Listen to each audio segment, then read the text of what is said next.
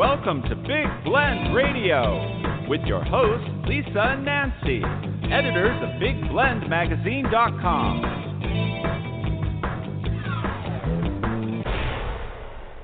Well, happy first Friday of spring, everybody, and welcome to Big Blend Radio.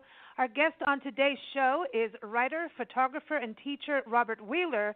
He's an avid Ernest Hemingway enthusiast. In fact, he is the author of Hemingway's Paris, A Writer's City in Words and Images, and today he's going to chat with us about his beautiful new book, and I mean beautiful. This is coffee table, take it to your favorite room in the house with a glass of wine, book, or whatever your libation would be, depending on the weather or wherever you are. But it's called Hemingway's Havana, a reflection of the writer's life in Cuba, and it portrays the intimate connection Hemingway had with the land, the sea, the people, the culture, and the politics of Cuba. And when you look at this, I mean, I've had this fascination with this island for years, and it makes me really want to go. But to go from the perspective of Hemingway and kind of get to follow his footsteps this way with these beautiful photos, amazing writing, it's incredible. So you can get it on Amazon, all those good places, but go right to Robert's website. It's Hemingways.com. It's Hemingways-Paris.com because, of course, he did the book on Paris, too. But welcome, Robert. How are you? I'm doing well. A little chilly here in New Hampshire, but I'm doing well and much better now that I'm with you. Oh, well, we like that. And we've got sunshine for you because we're here in Tucson, Arizona. It's sunny. Spring, we've got wildflowers in bloom. Hummingbirds are out. And margaritas are being poured around the corner. So, my gosh. We should have done this in Cuba. I know, 100%. I have to give out a shout-out to you all. I absolutely love your mission statement that says that education leads to travel, and travel leads to understanding, acceptance, and appreciation of cultures and customs different to our own. And I applaud you for having that philosophy guide your shows. So thank you for having me. Thank you for reminding us of our mission. We have to look at that once in a while and go, are we on track? And I think because we love travel so much and education that it's one body, really. And it is the same thing. It just keeps going because of that. And I think that's what's so beautiful about your book, too, is this different way of looking at Cuba because I think, we've always had the typical things put out there. And now it's changed, especially being open to tourism. What do you think Hemingway would have thought about today, Cuba today? Wow, I think he would have been overjoyed that the embargo, that the Cubans now have a place in Washington, D.C. to call their own home with the embassy. I think that day in 2015, I think it was in July, I was in Cuba when it happened, and I have to tell you, there were tears on the eyes of everyone that I was surrounded by. They were overjoyed with that fact and the meaning of that, that they now have a home in the United States, and it's the embassy, and it's and they all said the same thing. It was easier to see something better for their life, and they all kept thanking me, which was just so beautiful. It was so. I think Hemingway would be happy that at that time that things were starting to turn. I'm not sure what he'd think right now, given the political climate. I think that'd be a tough one. Yeah, for sure. He lived in different places, obviously Paris, and then ended in Idaho. But when you look at Cuba, he went back and forth there a lot, and he eventually left. Was it really because of too many tourists? Was it the politics? What was it that made him say, "Okay, we're not staying here anymore"? When he really loved it, he was entrenched in that community. One thing that we don't quite hear enough is that Cuba was Hemingway's most permanent home. He lived there more than he lived anywhere else, and he felt and by the way, that's why I decided to pursue writing this book. I wanted to find out what he loved about the people and the culture and the country, and what the people loved about and respected and admired about him. And that's what I hope I did in this particular book, in a more sentimental way, a lot less academic and Wikipedia way. Geez, I just started getting onto something. What was the initial question there? Why did he leave? That's the sad part. So, he would come and go from his beautiful home in San Francisco de Paula, which is about 20 minutes outside of Havana Center. But he eventually, with the Cuban Revolution and Fidel coming into power, even though Fidel and Hemingway got on well, and actually Hemingway supported the Cuban Revolution as it was coming to fruition when it began in the Sierra Maestra Mountains. But in the end, when things started to get very tense between the United States and Fidel, above all else, Hemingway was an American, and he felt obligated to leave. It was very sad because the Cubans all say that he found such a sense of peace in Cuba and in his home, surrounded by that type of environment, that type of vegetation, and the type of people who looked out for him beautifully, looked out for his well-being, and they felt like it was that sense of peace that might have contributed to his death nearly a year to the date later when he committed suicide nearly a year to the date after having left his most permanent home. Wow, that's so sad. Yeah, sad. Because he just, going through, and when I first got your book, I stayed up with it all night because it was just, you just get entrenched in it. And then I got all into the photos, and I love that you take these photos where you feel like you're there, and you feel like you're looking through someone's eyes in a way, but also yours. I can't even explain that. Oh, that's nice. Oh, that's nice. Double eyeball. I love the way you explain. Yeah. I'll take that. Yeah, that's fun. Yeah, no, it's really neat. I was just, reading about him and his personality from the stories of the people that you met. That's what I thought was so amazing to meet, like Mario, the fisherman, and Patricio, the artist. I mean, to have these kind of connections, that's really special. I mean, has a lot of people decided to go out and talk to the people that he was, connected with throughout his life?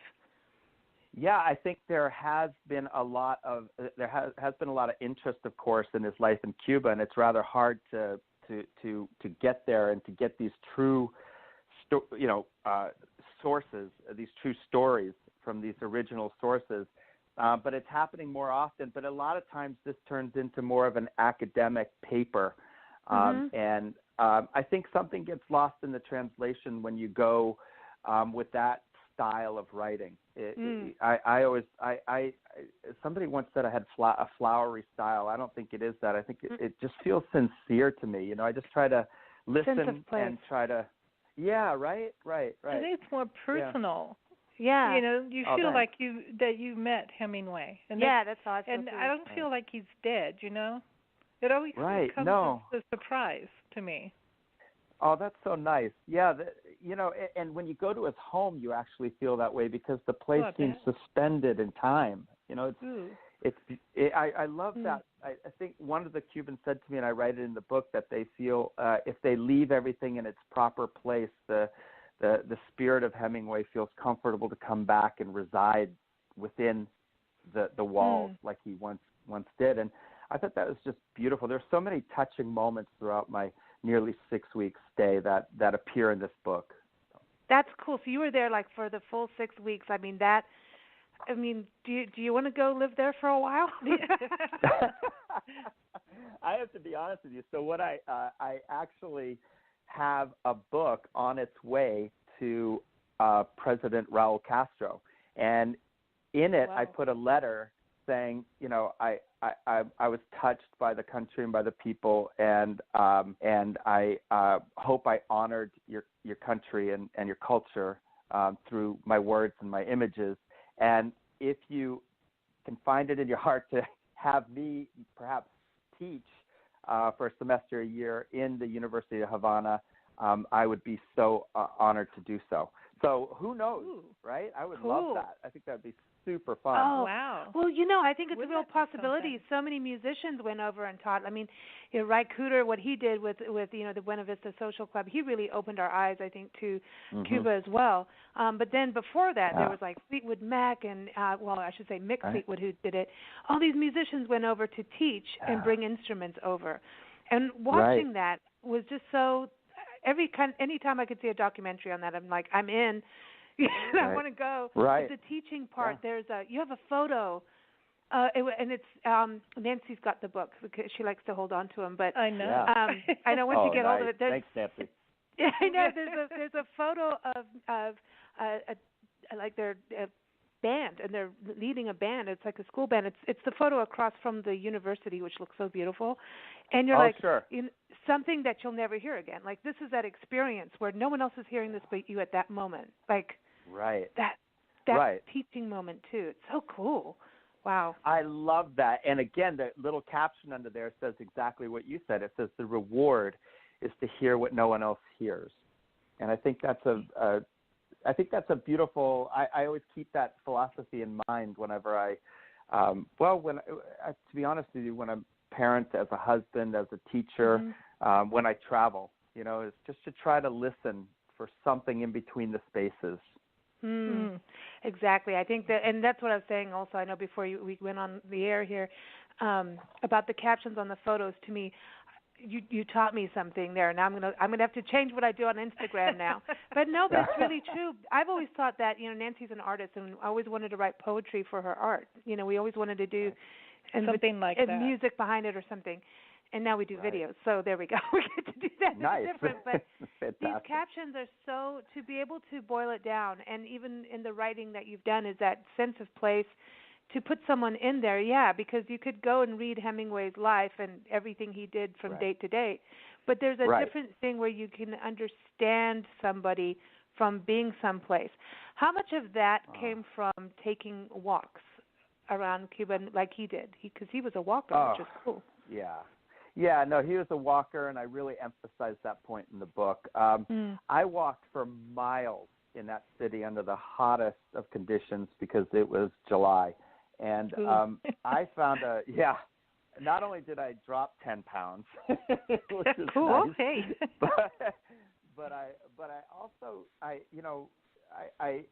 met so many charming people along the way and saw so many unexpected sights along the way. And experienced an inner sense of peace and joy along the way. And so I actually, at the end of the book, I suggest a few walks that I took that meant a lot to me, and that also meant a lot to Ernest Hemingway, because, again, I was, as you mentioned, trying to follow in his footsteps. But I also talk about even the significance of walking. Cubans don't have much of a choice but to walk, many of them. And they, you can start off. I would listen to their stories, and they would tell me they would start off with their significant other, and they would be in turmoil, and by the end of the walk, they would want to embrace.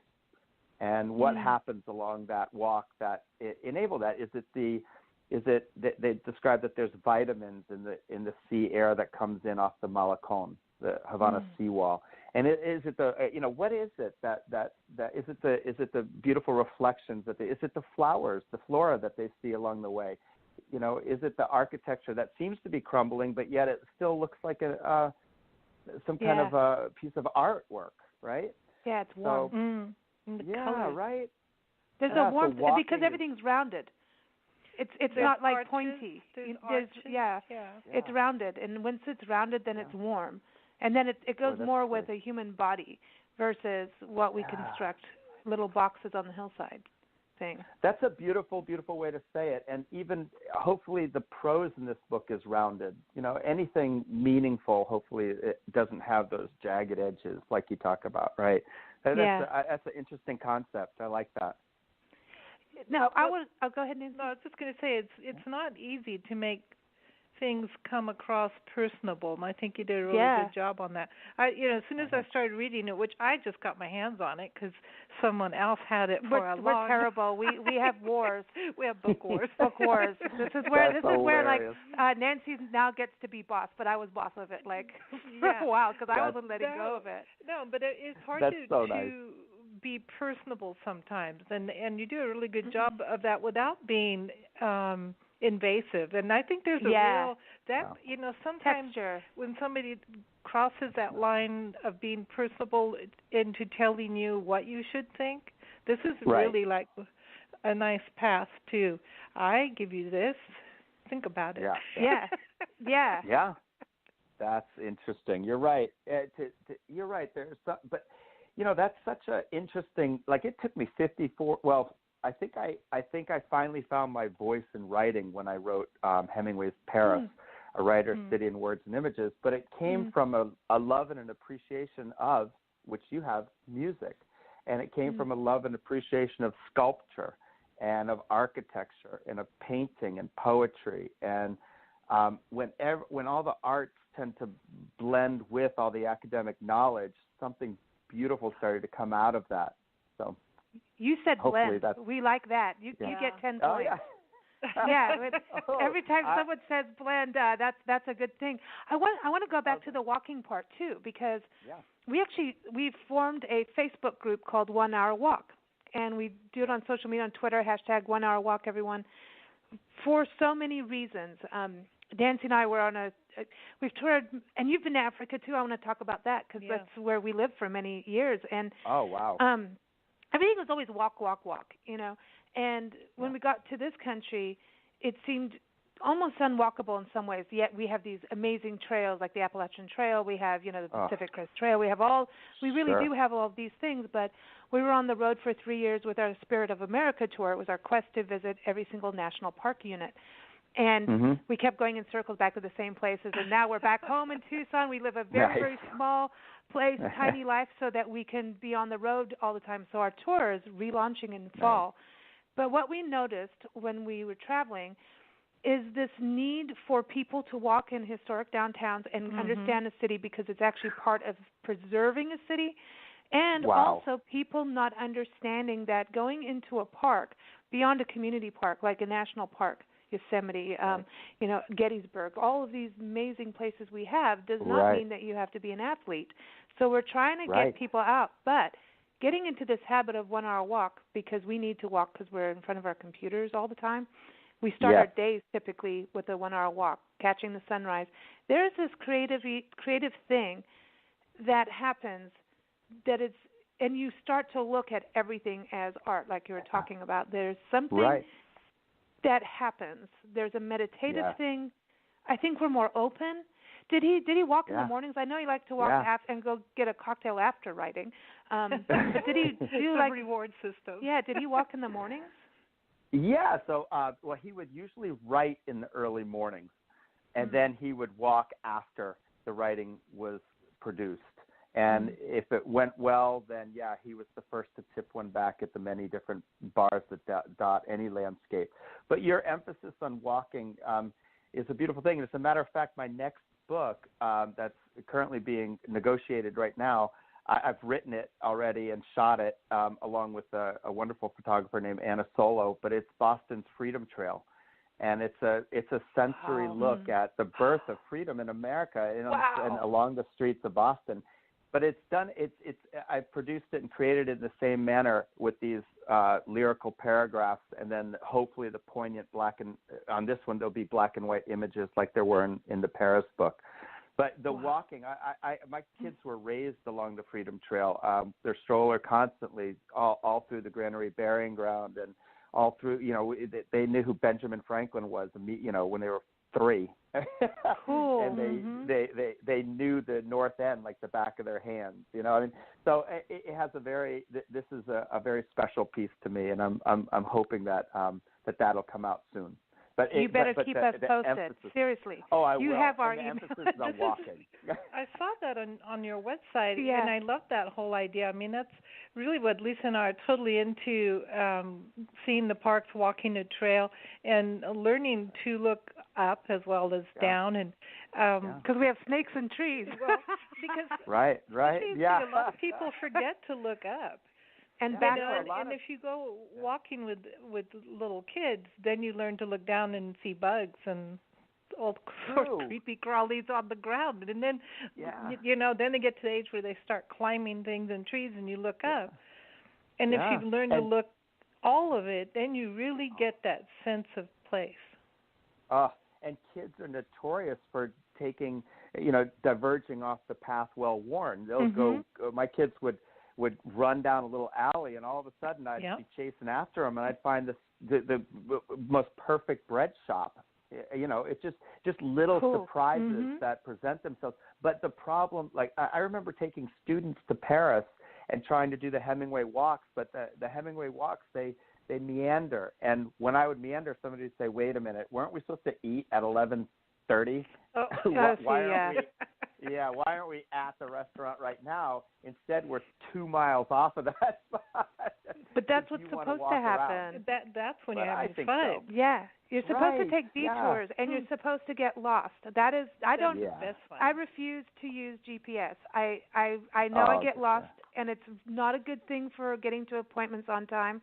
So I do plan for that. But there's something about getting lost, and even if you run out of gas, so what? It's an adventure. But the walking thing, that's something, as soon as I got your book in hands, I mean, even the front cover, I'm like, oh, that's a walkable place. And I started paging through. I didn't start reading, and I was like, this is a book of walks. And I could tell through your photography that the observance, that's what I'm saying. I think there's this connection between being super observant, and it hones your skill as someone in,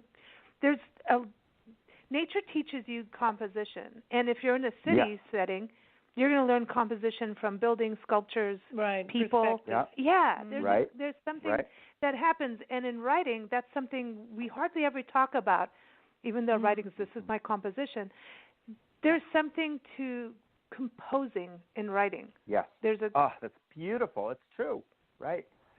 Composition, I think that's a beautiful word. I had a wonderful teacher named Donald Murray who said to us, his writing students, he said, I want you guys to start generating ideas. Now, a lot of people would say, well, then you create a web or you create an outline of some sort. And he says, no, I want you to do one of two things. Either leave class now and take a walk and just daydream.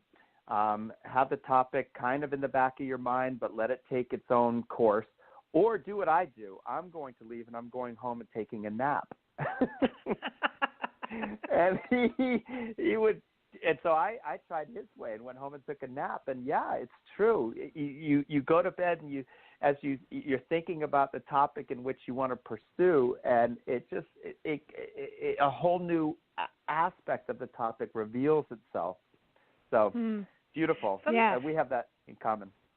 Sometimes, especially when we're in Vegas, when you're around a lot of people that have no idea who they are, where they come from, where they're going, but you have no idea what they're doing. It's really fun to sit in one of the restaurants or food places and maybe just pick on a couple people and decide what they're talking about, who they are, what they do for a living, and what would happen if they were suddenly transported to like Africa or something. Oh, right. Wouldn't be fun. And that would be cool. Yeah, it would be. And from what you lived in Africa for a while? South Africa and Kenya. Oh, how beautiful was that, right? Oh, that's cool. So did you go there? Because I know that I don't like the hunting part of Hemingway, okay? I'm just going to be upfront on that. I just can't help it.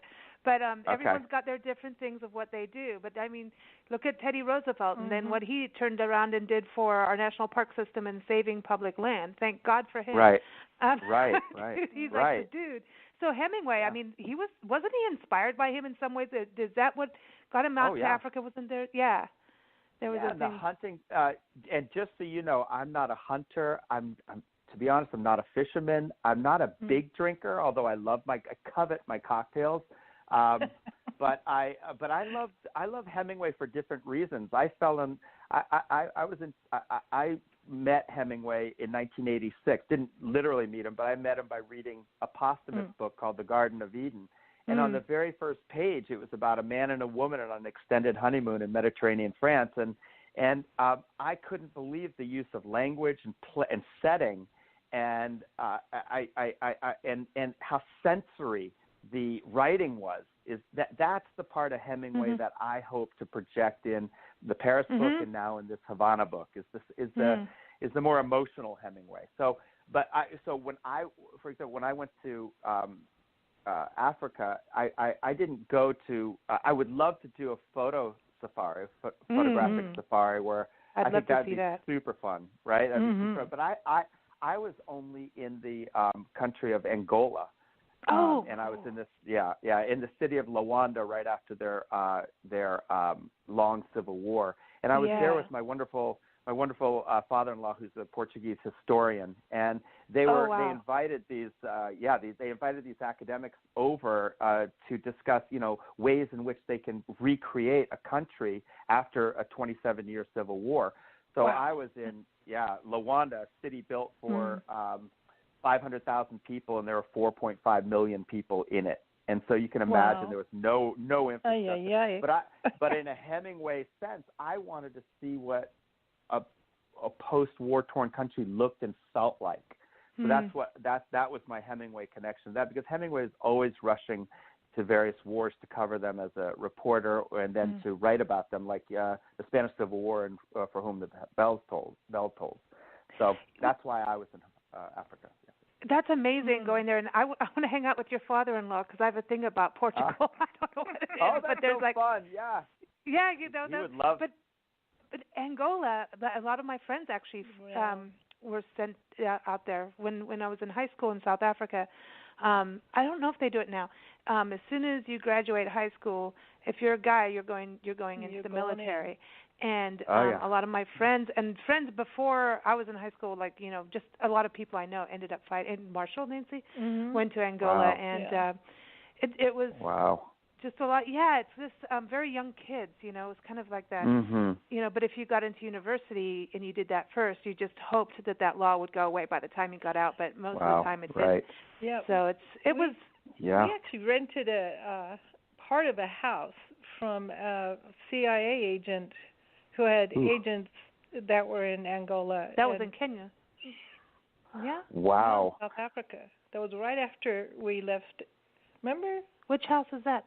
The long white one. We were in the guest cottage part, and he kept disappearing. He was the one who had the two dogs, which he named Blackie and Brownie, which was not a smart thing to do. Kenya. That was Kenya, right before the the that was Kenya. That was Kenya. It's been a long time, and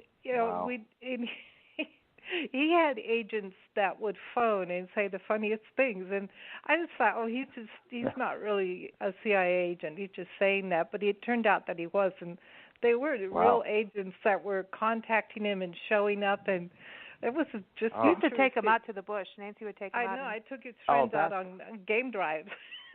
Oh my gosh. Well, hey, I have to tell you, this is another reason why you're going to absolutely love my father-in-law, Douglas Wheeler, and it's because he is also he's writing a book now on the history of espionage. He was in the intelligence agency as an Army officer, and so you combine his love of the study of intelligence and Portuguese history, and you've got it made with him. Man, we need to have a cocktail party. Yeah. I know, right? Yeah.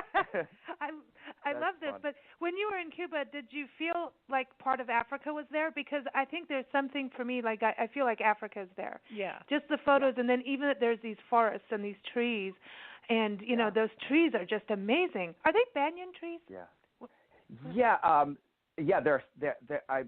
There are banyan trees, but I think there are laurel trees. I forgot what trees they were that line the Prado that are just absolutely stunning. But the Afro-Cuban religion is alive and well. Santeria is alive and well in Cuba, and it's beautiful to witness. It's beautiful to see that appreciation for the goddess of the sea, and that's tied to the African continent, and to see these people going to the sea and speaking silently, just lips moving and placing flowers on the sea, and hoping that someone in their family is going to heal from an illness or get accepted into a school or a job of their liking. So, beautiful connection to Africa that Cuba does share, for sure.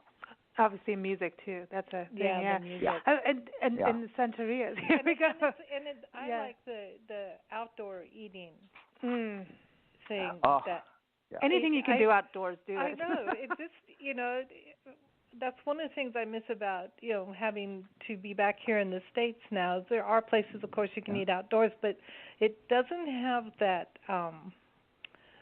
Those nice light white lacy chairs and pretty flowers and fountains and birds, and Mexico has it. As soon as you cross the border, it's there. Mexico has it. And you just expect to eat outside. Yeah. You're right. You're right. It's like trying to find a really nice Parisian cafe in the United States. It's for some reason that it gets lost in the translation. It does. But yeah, there is something about that. But you're right. There are some. Right now, I mean, there's a culinary delight waiting for the world when the embargo's lifted and people visit Cuba. They're going to experience some delightful food. I tried to travel like a Cuban. I didn't take fancy taxis. I took these taxis that they drive from. The way that most people get around in Cuba is if a taxi's coming down the street, you ask the taxi where it's going, and if it's near where you want to go, you jump in. So that's funny. Can you imagine that here? Yeah, can you? Right. I can. I can imagine. Yeah. I mean, because Kenya was like that, and Kenya was, and you'd get on a bus or like a van, and everybody's sitting on top of you. Right. It's a little different. It was. That was so much fun, though. I mean, I did it once, and I never did it again because I couldn't get off. Yeah. And I ended up having to go back again because there were so many people on it, and there were goats and chickens and burlap bags full of cabbage, and I couldn't get out. And nobody spoke English, so I was like stuck. Yeah. I'm like, oh well. Yeah. Yeah. Wow. But how fun is that just to share with all these different people? So that was super fun too. And chickens. Yeah. And chickens, right. If a lady just puts a chicken on your lap, you're like, okay. Yeah, you have to expect the unexpected, right? Exactly. That's what travel is about. Let's talk about his house because I love the pictures in his house. And it's because it's so simple, yet and he's just a fascinating character. There's like a side of me that wants to paint him. It's weird, and I don't paint. Nancy's a painter, but I want to paint him for some reason because he's got that face. But his house was so simple but nice. You know what I mean? It reminds me of a friend's house in Mexico who's since passed. We called him the Commodore. But it reminds me of the Commodore's house, and I felt immediately like I want to go sit in the reading chair. And that was the thing. He has his chair, and here most of the time it's like the Archie Bunker chair to watch TV, but he has his Hemingway chair to read books. That's funny. He looks like Hemingway. Yeah, he really does. Yeah. Wow, I've never heard that. This is a first. Archie Bunker, Ernest Hemingway. But you're right about the chairs. I mean, that was his coveted spot. That was the place where you would find Ernest Hemingway, either at the chair reading, having a cocktail, speaking with friends, people that would drop in. What I love too is their dining room table. Mary and Ernest would always set the table, and the people that would help run the finca, they would always set the table for three, just in case the slight possibility exists that someone would drop by, that they would feel welcome. And I think that's a beautiful sentiment. Yeah, absolutely. Yeah, I love that. And I love that Mary had to have candles going for every dinner. It makes me want to tonight light a candle when I have dinner. But you're right. There's these simple walks they would take out on the on their land. Just everything about the home didn't. It doesn't make you think ornate. It makes you just clear-headed, simplicity. Function. It's quite nice. Yeah, function and comfort. Right. Yeah, and a working I like home. that. I mean, this was his office. Yeah. You could open all the windows and it would be fine, like it would just beautiful. That's the way to live. You don't have to worry about things blowing out or my little trinket fell down, or whatever, or you have to dust the trinket. Who wants to dust the trinkets? No. Just open all the windows, will take care of it. Exactly. You got to have the breezes when you're in that kind of, and that's that beautiful, breeze from the ocean. The other part too that was fascinating to me, and I was looking at this because of his being the reporter side and being in wars, and also how, writing and keeping track of his, the number of words he's written and stuff like that. So he has this measuring process, But he also did that for his health, and his health, he was a heavy drinker, but his health, was all over the place in regards to mentally. And then didn't he get diabetes as well? Like he was going through a lot. Yeah, he had depression, diabetes, the alcohol. He had paranoia. He had suffered 2 plane crashes. He had concussions. Wow. You know, he had so much that contributed. A lot of people say, well, by the end of his life, he was getting electroshock therapy treatments, which is yikes, devastating. Oh. Yeah, right. But what I love about Havana was hearing about the fact that the Cubans that knew him believed that it was the peace that he missed, and had he been able to comfortably return home without the blanket of politics, it might have saved his life. Just like in Paris, he was the last book he worked on in his life was A Movable Feast, and at the very end of that beautiful, moving book is an apology to Hadley. And I think having lost the first true love of his life also contributed to his suicide in 1961. So finding finding those reasons outside the normal reasons was comforting to me. I liked hearing those 2 reasons. I like that he keeps track of things. I like that you had photographs of his notes and the artwork and things like that. So it was just interesting because it gives you these different insights into a person. And now I want to ask, because I know you teach writing. And I didn't know about this until today, because I wanted to okay, what about on the his writing and stuff like that? You know, there's the writing, and I read his stuff when I was a teenager, and now I'm going to go back and reread everything. Oh, nice! I'm reading it all because it's like I read so many of the classes as a kid, like at 9, 10 years old. I was like this crazy reader, and I'd read like Gone with the Wind and. That's things like that. There was no television. Yeah, well, I didn't. I know. Right. Twitter friend was asking today. So, what's your favorite cartoon growing up? I'm like, well, there wasn't any cartoons until like England, and we had Postman Pat. Yeah. And I don't know if that's a cartoon, but anyway. But that's the thing. I read all these amazing books, and especially now being an adult, they'll probably make more sense. But I'm going to go back, and your book has inspired me to do that, and that's a great thing for people, I think, too. Is like if you haven't read these books, you're going to want to. So it's doing 2 things. One, you're learning about an amazing author. You're getting that feeling of who he is.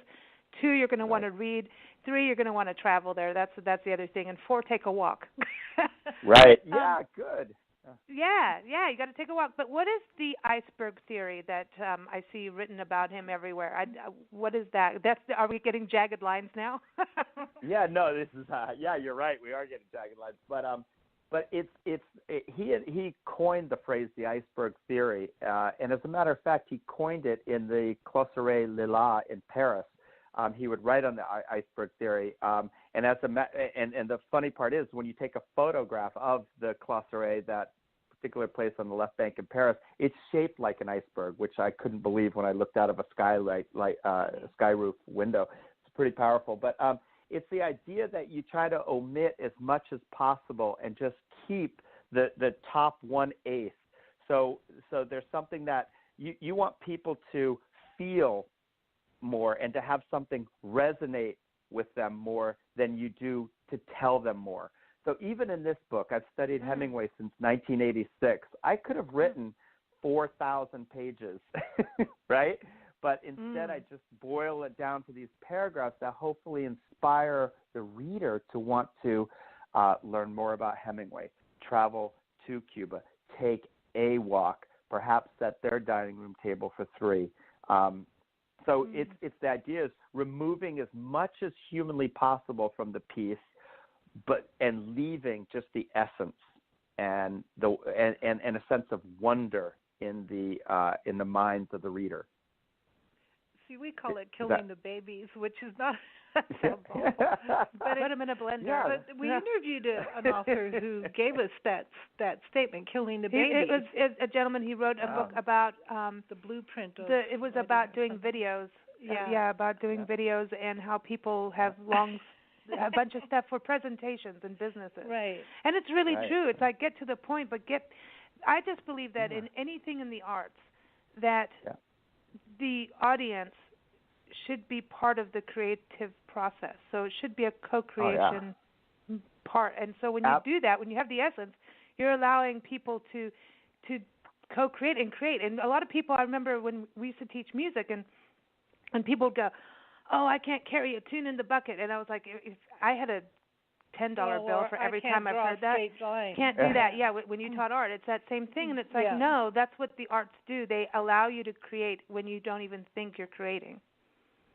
Exactly, and that I would love to see permeate our entire educational system. Like, for example, when one teaches The Old Man the Sea, that short novella that Hemingway won the Nobel Prize for, why not go outside and play a game of baseball? Because the Santiago, the old man, reflects on baseball. Why not have all the children paint and have them paint lions and talk about that process? And why not invite fishermen into the classroom? And why not create the classroom environment? Why not study the little fishing village of Coimar and set the classroom up to look just like the fishing village and eat the same food that the old man would eat? Yeah, I know. See, make it real. Yeah, make do a play. Real. Yeah, just make everything come alive a bit. I think that would really it would make a more rounded education, like we talked about in the very beginning of this program, right? And you'd remember it. Yeah, and because it's an experience. Right. You'd understand what a certain time was. Yeah. What happened at a certain time rather than the date. Rather than the dates and plot development and character and all this other stuff and the test on what exactly happened on what page, why not learn how to navigate by the stars? Well, that's exactly how history came alive for me. It was through reading books, and it was really through historic novels like John Jakes. As soon as you started talking about the Boston Freedom Trail, my mind went into John Jakes novels, and because another friend of ours just read the California Dreamin' book, now I'm gonna I go back and read them. But there's certain authors who write historical novels that put you in it. Like you can feel the dirt from the wagon wheels. You can, you can smell it. You can smell Cuba from your book. I mean, you really can. Oh, that's nice. Thank you. And it reminds me of certain places of Mexico, and I'm like, I can smell that. Yeah. Sometimes it smells funky, and you still like the funk, But anyway. Yeah, right. But make it sensory. It is all that, and I think that's the exciting part is when history comes alive. It's when we were in South Africa, we did a 2-year tour. Nancy was doing an art tour for the Cancer Association, and so she took me out of school, and I was homeschooled for 2 years. Wow. And honestly, I had to do the textbook thing and check in at schools to, show that I still have a brain. Right. But I really didn't do well in history, yet I was reading all these novels. I knew everything, but don't ask me, who sailed what ship when. But I understood the story. Right. And so when we traveled, then when I saw places and went to battlefields, and stood where Shaka Zulu was, everything changed for me. Like I understood, and I could get the dates right because I understood the setting, the period of those dates. Right. What I mean? That came alive for me, and so I think that's important for kids now and all ages of education is to somehow you have to have that sense of place to have an understanding. Without that, you don't have it. You're not going to learn the story. Couldn't agree more. I love that. And that's why I love being on this show is your emphasis on travel is contagious and remarkable, and it's the right thing.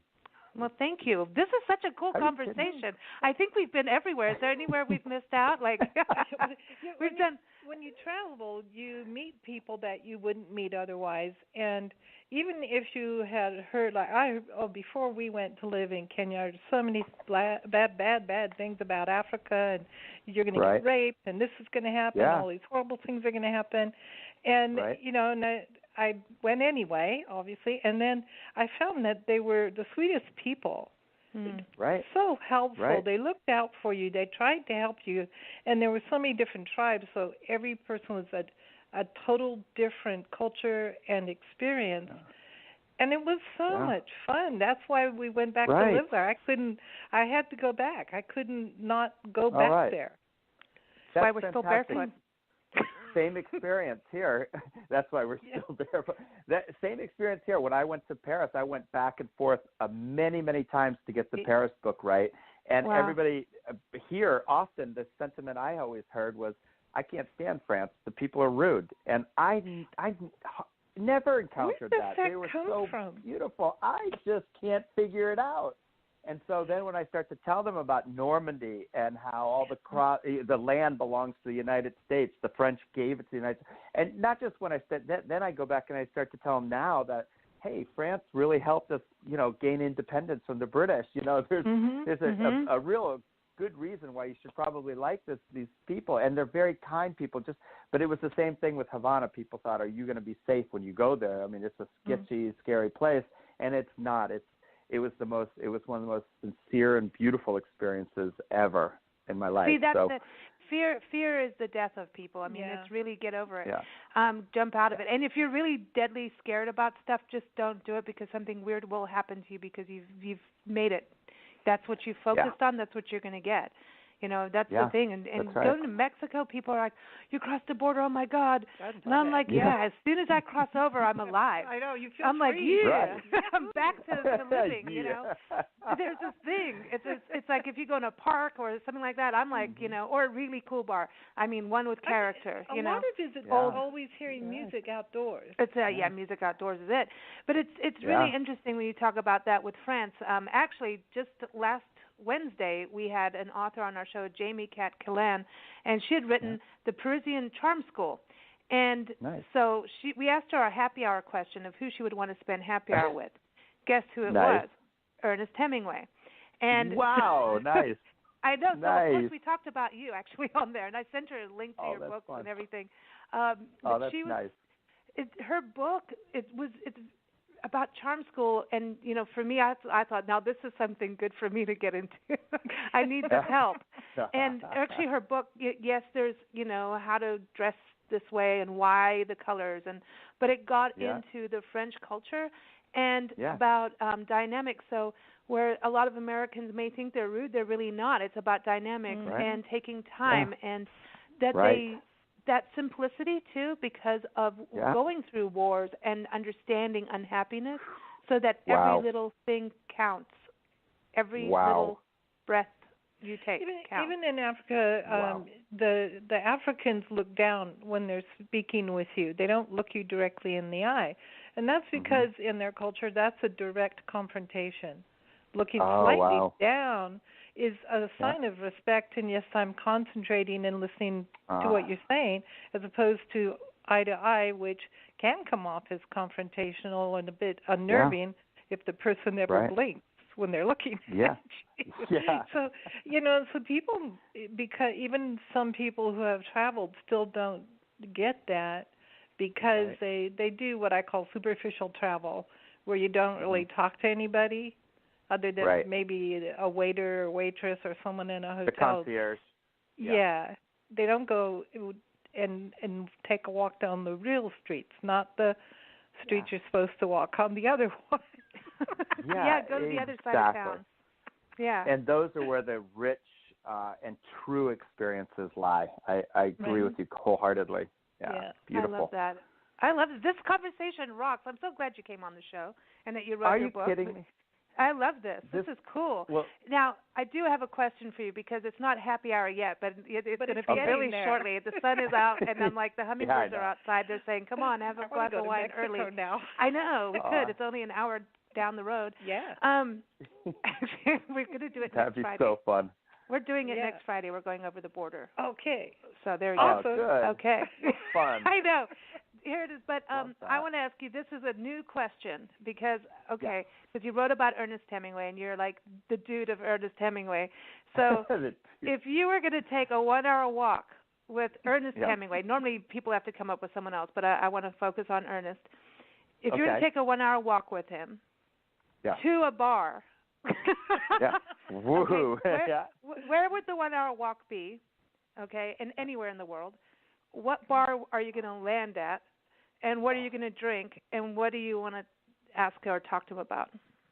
Oh my gosh, I absolutely love this. So, I want it to be winter time, Okay. I can pick the month, right? I'm going to go with February. Anywhere, yeah, Sure. go for it. Okay. I'd want to be in Paris with Hemingway.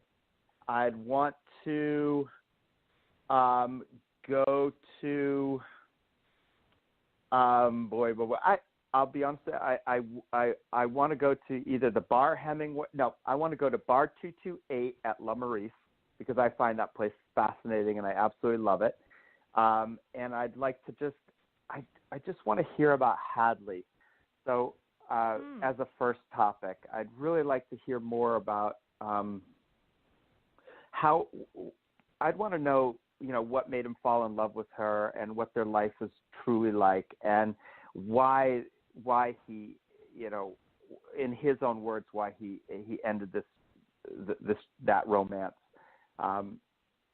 So that's where I'd like to be, is in Paris in that time. Of course, I'd love to ask him about his adventures in World War II and liberating the Ritz, which, I tell you the truth, after we do the Bar 228, let's go over to the Hemingway Bar at the Ritz, which is named the Hemingway Bar, and we'll have Colin make us a brilliant drink, and then we'll talk World War II. And then maybe we can go to another bar, Brazil Lipp, Lipp, and talk about Havana. And I think that'd be a real nice evening. It'd be super fun. What a great question. Yeah. I love that. Yeah, finally, someone did a bar crawl, a pub crawl. We like that. I like that. Yeah. Would you ever get on a boat with him in the ocean and talk to him and have a cocktail? Absolutely. I would have so much trust. Yeah, absolutely. Because his knowledge of the sea and his appreciation for the sea and his appreciation for the men and women who work on the sea, I'd want to hear everything about that. But it's funny, you keep talking about the cocktail. I always thought I wanted to start a business called the Write-Tail, WRITE cocktail, where I just take CEOs out or whoever out that wants to learn a little something more about writing and how to just make things a little bit more clear, a little bit more memorable, alluring, and we just chat it out over a cocktail at a bar and then separate, and that's I like that. The right cocktail. I think that'd be super. Yeah. We always talked about owning a theme park and calling it Alcohol World, and it would have to be on an island. Now it's Wiggy World, because we call cocktails Wiggies, because it makes your tail feathers wiggy the first sip. It'd have to be on an island, and nobody would be allowed to drive, and you'd have to walk from one bar to another, and everyone would have to be a totally different country.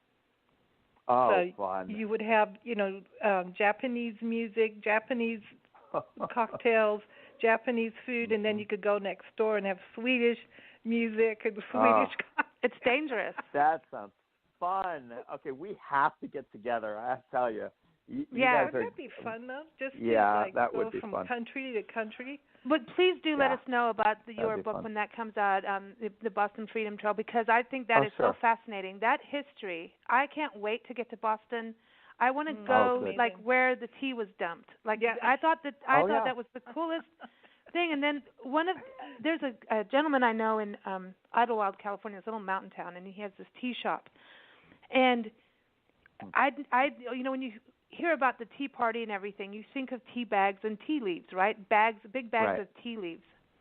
Well, then he showed me this tea brick, and then I'm like, now I have to go to Boston. Yeah, there you go. Well, you have a tour guide when you get here. Oh, that is so cool. We're excited. So keep us posted on that. Everyone, again, go get Hemingway's Havana. I'm going to try to say that correctly now. A reflection of the writer's life in Cuba, or Cuba. Is it Cuba or Cuba? Yeah. Cuba. It depends. Tomato, but I go Cuba. Okay, Cuba. It's on Amazon. Of course, go to Robert's website. It is hemingways-paris.com. He's also on Facebook as well. I want to thank everyone for joining us. We're going to close with some music. Don't forget, Big Blend Radio airs daily, 4 p.m. or 7 p.m. 4 p.m. Pacific Time, 7 p.m. Eastern Time, Monday through Thursday, Friday through Sunday at 11 a.m. Pacific Time, 2 p.m. Eastern Time. But we got a special song. I always like to do this. And no, it's not Cuba music. And I don't know, but I listened to this and I was like, this has to, I don't know. This is the way. This is it. I have nothing to say other than that. And the band totally rocks. It is called the Kwame Benet Shakedown. They're out of Harlem.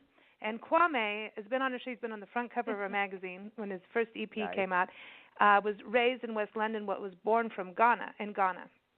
And I mean, he's like Bob Marley and Wilson Pickett, Sam and Dave in one person. How cool is that? Yes. He's awesome. But his latest album is out. It's called Roots, Rock, and Universal Love. And he did a lot with Vernon Reid on it. And this song, I don't know, it just makes me feel, it's got like a little bit of Africa and a little bit of, some, I would say some Spanish music in there, but it hits hard, and I don't know, it just feels right. So here it is, Setting Sun. Everybody, you can go to KwameBenetShakedown.com. And, again, go get Hemingways Havana by Robert Wheeler and go to Hemingways-Paris.com and keep up with us. Our schedule is at BigBlendRadio.com. Thanks so much, Robert. Thank you so very much, Nancy and Lisa. Much appreciated. You too. Take care and enjoy your cocktail. Okay, I sure will. You too. And I hope our paths cross soon. Take good care. They will. Thanks. Okay. All right. Bye-bye. Bye-bye.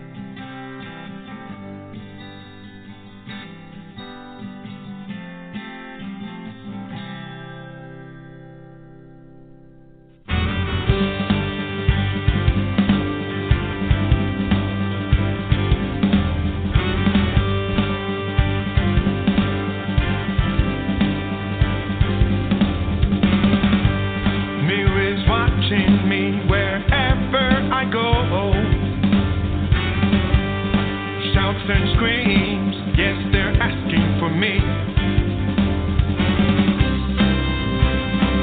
Asking for me, yeah, yes they are. That is the way I've been living this life here.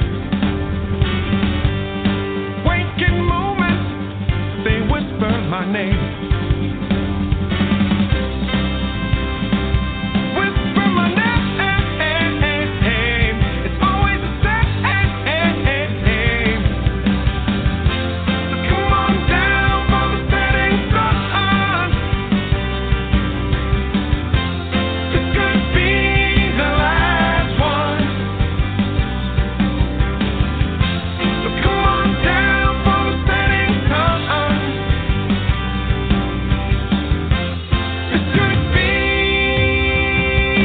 The last one.